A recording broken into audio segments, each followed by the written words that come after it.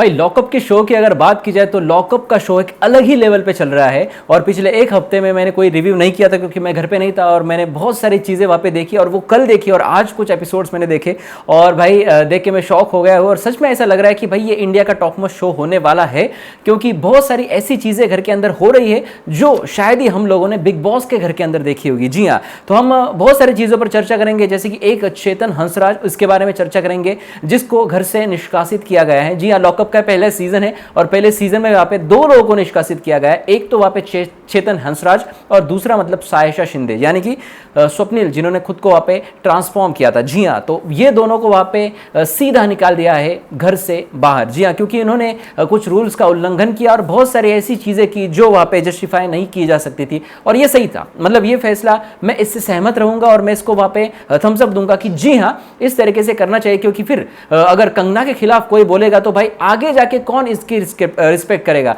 तो इस तरीके की चीजें आगे आने वाले सीजन्स में हो सकती है। तो कंगना ने भी वहां पे साफ तौर पे बता दिया कि अगर बदतमीजी करनी है तो मेरे साथ नहीं करनी होगी, मेरे से अच्छाई से ही वहां पे पेश आना होगा। और अगर बात की जाए तो कंगना ने साफ तौर पे सिर्फ यही कंटेस्टेंट को नहीं बताया, तो अगले आने वाले सीजन्स के भी कंटेस्टेंट को कंगना ने साफ तौर पे बता दिया है। तो हर एक चीज पे डिटेल में जाते हैं। तो पहले हम बात करेंगे चेतन हंसराज की। भाई ये क्या बंदा है, मतलब जब ये शो के घर के अंदर आया था तब मैंने देखा, जब पूरे एपिसोड्स मैंने 2 दिन में खत्म कर दिए पिछले 2 हफ्तों के, तो भाई ये जो चेतन हंसराज था तो वो पहले ही मुझे पसंद नहीं था, क्योंकि उसका फेस वो हीरो वाला या उस तरीके कुछ लगा ही नहीं मुझे, और इसको मैंने कभी देखा ही नहीं। मतलब है, इसका नाम है इंडस्ट्री में, लेकिन मैंने नहीं देखा। जी हाँ, अगर बात की जाए इसकी तो घर के अंदर भी यह मुझे कुछ खास करते हुए नहीं दिखा।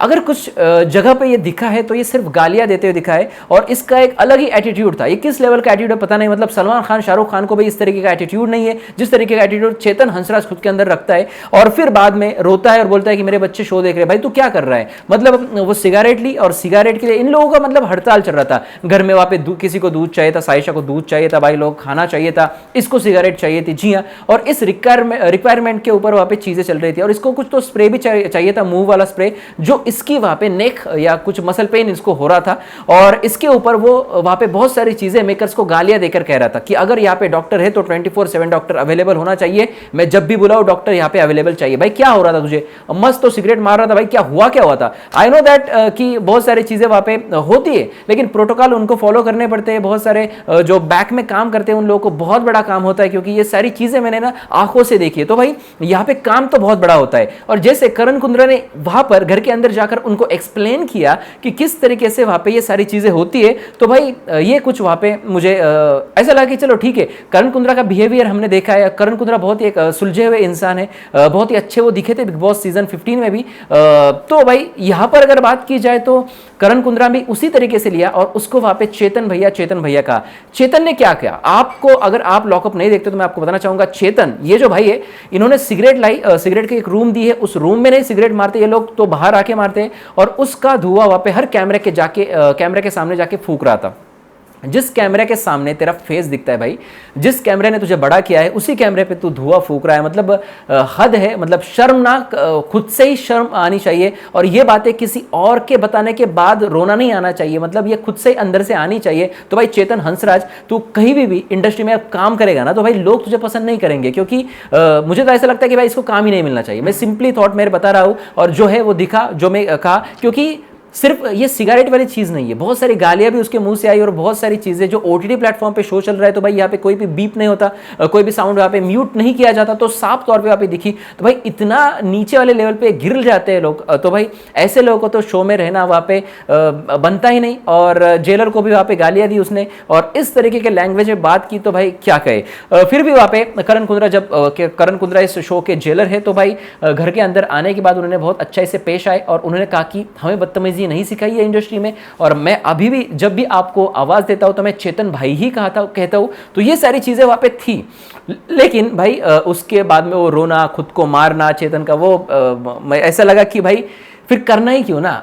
अगर आपको सहने की क्षमता नहीं है तो आप करते ही क्यों हैं। तो भाई ये सारी चीजें देखकर बस एक ही बात समझ में आई कि मतलब ये बंदा ना खत्म है। जी हाँ, तो भाई करण कुंद्रा ने फिर सिगरेट वगैरह के ऊपर बहुत सारी चीज़ें एक्सप्लेन की, जैसे कि आपने फॉर्म में लिख के दिया था कि मैं कभी कभार सिगरेट मारता हूँ, लेकिन तो आप तो रोज ही 2-2, 5-5, 6-6 मार रहे हैं। तो भाई यहाँ पे आपने अगर फॉर्म पे जो लिखा है उतनी ही रिक्वायरमेंट चैनल के मेकर करेंगे और वो मेकर्स वहाँ पे उन चीज़ों को वहाँ पे सैनिटाइजेशन में रखते हैं या फिर 2-3 दिन यहाँ पे बंद रखते हैं, उसके बाद ही आपके पास पहुँचाया जाता है ताकि किसी भी तरीके की बाहर के पैंडेमिक, बाहर की बीमारी घर के अंदर ना जाए। तो ये सारी चीज़ें वहाँ पे होती है। लेकिन भाई ये लोग तो भाई कुछ अलग ही है। कुछ लोगों ने तो ये भी लिख के दिया कि हम सिगरेट नहीं पीते और घर के अंदर जाने के बाद सिगरेट पीते हैं, मतलब फॉर्म में कुछ भी देते भाई ये लोग। तो वहाँ पे करण कुंद्रा घर के अंदर आए, उन्होंने चेतन की ये सारी हरकतें देखी, उसको वीडियो में प्ले किया और इनको सीधा वहाँ पे घर से निष्कासित किया और बहुत ही अच्छे शब्दों में। भाई जिस तरीके से ये दो ही चीज़ें नहीं की थी इसने, ये जो चेतन है हंसराज, इसने डॉक्टर को गालियां दी थी वहां पे आने के बाद। डॉक्टर है या कंपाउंडर तुझे समझता नहीं क्या, तू कब आता है?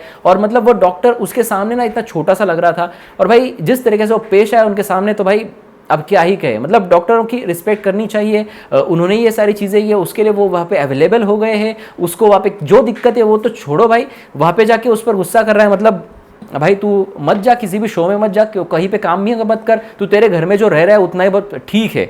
तो ये सारी चीज़ें मुझे लगी।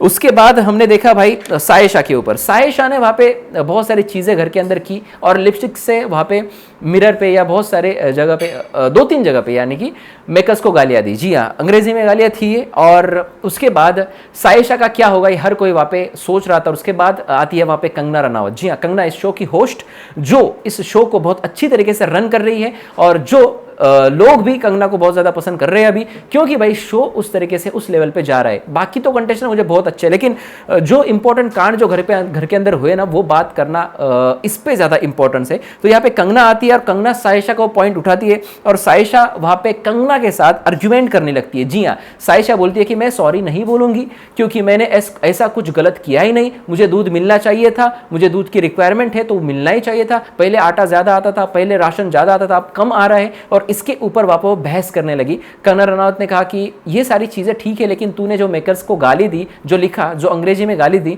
उसके ऊपर तुझे वहाँ पे माफ़ी मांगनी चाहिए। लेकिन सायशा जैसे कि भाई हम तो माफ़ी नहीं मांगेंगे। जी हाँ, तो ये सारी चीज़ें हुई और उसके साथ सायशा के साथ वहाँ पे करण को भी वहाँ पे लिया गया, करणवीर बोहरा। और करणवीर बोहरा को ये कहा गया कि तुमने इन सबको वहाँ पे भड़काया है। जी हाँ, ये बात भी वहाँ पे सही थी। और यहाँ पे सायशा जब बहुत ज़्यादा आर्ग्यूमेंट करती है कंगना रनावत के साथ, तो कंगना रनावत वहाँ पे गुस्सा हो जाती है और बोलती है कि सीधे इस घर से निष्कासित हो जाओ, निकल जाओ, ये मेरा घर है और यहाँ पे मैं जो चाहूँगी वही होगा। इस तरीके से कंगना रनावत सायशा को निकाल देती है। बाद में सायशा का सॉरी भी आता है, मुनावर उसको समझाता है कि जाओ आप ऐसे ऐसे कहो, कंगना रनावत को इस तरीके से इस लहजे में बात करो, फिर कुछ हो पाएगा। तो सॉरी भी आता है। लेकिन भाई एक बार अगर ऐसा कर दिया तो भाई इसको शो से निकालना सही रहेगा, क्योंकि फिर आगे जाके अगले सीजन में या सीजन में, ये भी सीजन में आगे जाके हो सकता है कि भाई कंगना रनावत को ही गालियाँ दे कंटेस्टेंट, क्योंकि वो तो शो की होस्ट है। जैसे सलमान का डर है कंटेस्टेंट में, वैसे कंगना रनावत का नहीं है। और फिर यहाँ पे सही यही रहेगा कि भाई होस्ट की अगर इज्जत ना हो, मेकर्स की अगर इज्जत ना हो, तो भाई इनको सीधा घर के बाहर निकाला जाए। तो ये बहुत सही लगा मुझे। उसके बाद वहाँ पे बात की जाए तो कंगना रनावत ने बहुत सारी चीज़ें कही कि मुझे नेपोटिज्म पसंद नहीं है। नेपोटिज्म यानी कि पक्षपात, इनकी नेपोटिज्म की जो लाइन है या फिर नेपोटिज्म, ये इस वे में कहते हैं कंगना रनावत की, उसको हम पक्षपात कहते हैं, तो पक्षपात हमें पसंद नहीं है। और वो सारी चीज़ें वहाँ पे कही। उसके बाद अंजलि और पूनम को भी बहुत सारी चीज़ें कही गई। और पूरे एपिसोड की बात की जाए तो इंपॉर्टेंट जो पॉइंट्स थे वो यही थे। उसके बाद एक थर्ड एविक्शन होता है और वो थर्ड एविक्शन क्वाइट शॉकिंग था। तो मुझे ऐसा लगा कि हाँ थोड़ा सा शॉकिंग था, क्योंकि ऐसा लगा कि 2 लोगों को बाहर निकले, अब कोई नहीं जा सकता, लेकिन सारा को वहाँ पे घर से बेघर कर दिया। जी हाँ, जिस सारा के पीछे वहाँ पे शिवम जो है, शिवम वहाँ पे पागल हो गया था। इसके साथ ही बात की जाए तो अली जो है, उसके हस्बैंड, एक्स हस्बैंड हम ऐसा कह सकते हैं कि वो घर के अंदर आए थे और उसके बाद भी सारा कुछ भी ना करते हुए घर के अंदर दिखी और उसको घर से बेघर होना पड़ा है। जी हाँ, उन्होंने वहाँ पे जो सीक्रेट था उसके लिए बजर भी नहीं दबाया और जी हाँ उसको जाना पड़ा। और बाकी जो बजर था वो सीक्रेट के लिए इस बार दबाया था पायल रोहतगी ने, और वो जो सीक्रेट था वो बड़ा मजाक वाला था, मतलब तांत्रिक का वशीकरण के लिए वहाँ पे उन्होंने मदद ली थी और बहुत सारी चीज़ें वहाँ पे हंसी मजाक में वो निकाल दी। जी हाँ, इस पर कौन भरोसा करता है, कोई नहीं करता है, अब उस पर क्या ही बात करे। तो ये सारी चीज़ें वहाँ पे हुई घर के अंदर। और कंगना रनावत ने एक तौर पर अगर बात की जाए तो इन सारे लोगों को वहाँ पे एक वार्निंग दी गई है, वार्निंग दी है। और उस वार्निंग के तहत कंगना रनावत का ये कहना है कि अगर आपको कुछ करना है तो अपने खुद से ही करें और और मेरे सामने ये सारी चीज़ें नहीं चलेगी और एक स्ट्रिक्ट माहौल घर के अंदर वहाँ पे क्रिएट किया है। अब देखते भाई शो किस तरीके से आगे बढ़ेगा, क्योंकि एविक्शन और एलिमिनेशन और निष्कासित, जी हाँ निष्कासित भी इस सीजन में देखने मिले। 2 लोगों को सीधा निष्कासित कर दिया, तो भाई शो एक अलग लेवल पे है। और शो कंगना रनौत बार बार ये कह रही है कि इस शो को बहुत ज़्यादा व्यूज़ आ रहे हैं, करण कुंद्रा भी बार बार यही कह रहे हैं कि शोज़ को बहुत ज़्यादा व्यूज़ आ रहे हैं। तो भाई देखते शो किस तरीके से आगे बढ़ेगा। अब इस हफ्ते से मैं सारी न्यूज़ और सारे जो है रिव्यूज़ है ये आपके सामने लाने की कोशिश करूंगा। जी हाँ, तो भाई अब से रेगुलर रहूंगा। I am very very sorry कि मैं नहीं था, वो पूरे हफ्ते में मैंने कोई भी रिव्यू नहीं किया। बहुत सारे मैसेज मुझे आए, मैं थोड़ा सा बिजी था, एक मराठी बिग बॉस के कंटेस्टेंट के घर गया था और बहुत सारी हमने चीज़ें वहाँ पे की, तो ये सारी चीज़ें थी। जी हाँ, तो इसलिए मैं नहीं था। लेकिन आपका क्या है कहना कमेंट सेक्शन में लिख देना, और भी खबरों के साथ मिलेंगे अगले वीडियो में। तब तक के लिए सब्सक्राइब करें एक्ट राइडर्स को और देखते रहिए आपका फेवरेट चैनल एक्ट राइडर्स। धन्यवाद।